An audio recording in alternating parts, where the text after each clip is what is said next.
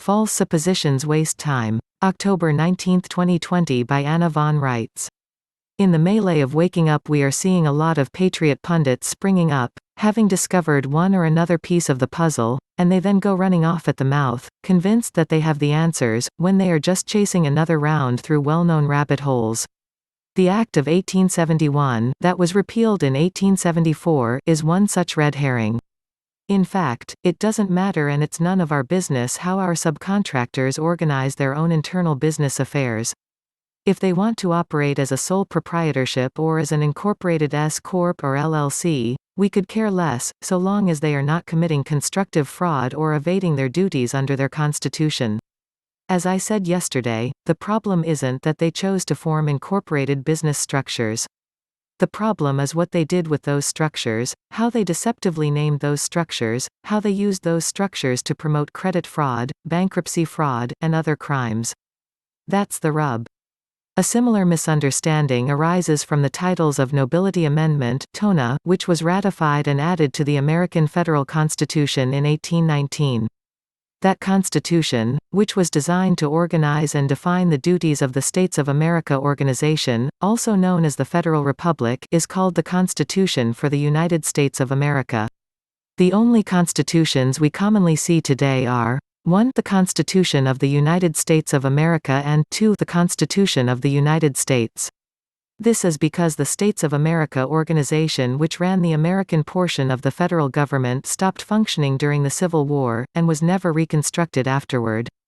The Constitution for the United States of America was therefore no longer in use, and the Titles of Nobility Amendment was no longer seen to be part of this separate constitution. Knowing that TONA was ratified, and observing that it is not part of the constitutions that are in use today, patriots have jumped to the conclusion that the Titles of Nobility Amendment was removed, but this is not the case. TONA was never part of either the Constitution of the United States of America nor the Constitution of the United States. It was and is part of a completely separate document, the Constitution for the United States of America. It pertains to a separate, different, and American-run subcontractor that has been pending reconstruction since 1865. We already know this, so please, don't waste time or energy chasing false leads and red herrings.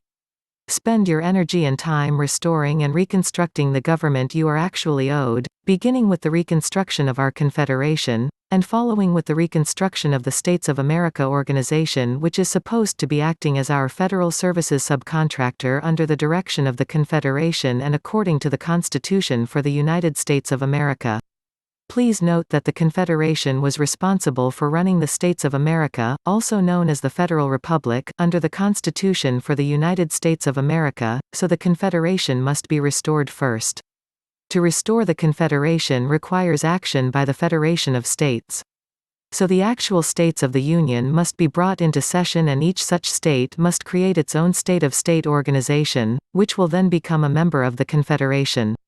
And the Confederation, thus repopulated, will resume the operations of the States of America under the original American federal constitution known as the Constitution for the United States of America.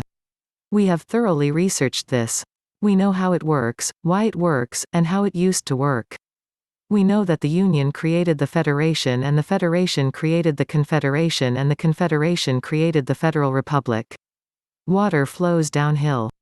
So we also know that in order to reconstruct the Federal Republic and to operate our fully functional and restored government requires bringing the actual state assemblies into session and requires individual action by the state assemblies, and there is no way around it. No shortcuts available. Fortunately, lawful assemblies of properly declared Americans have been assembled in each state, and those states formed during the Civil War and in the years afterward, have been formally enrolled as states of the Union, so all 50 states are now present, accounted for, and on equal footing. Go to www.theamericanstatesassembly.net to find out more. Links to Anna's articles and resources can be found in the video description box. Thank you for subscribing, liking and sharing.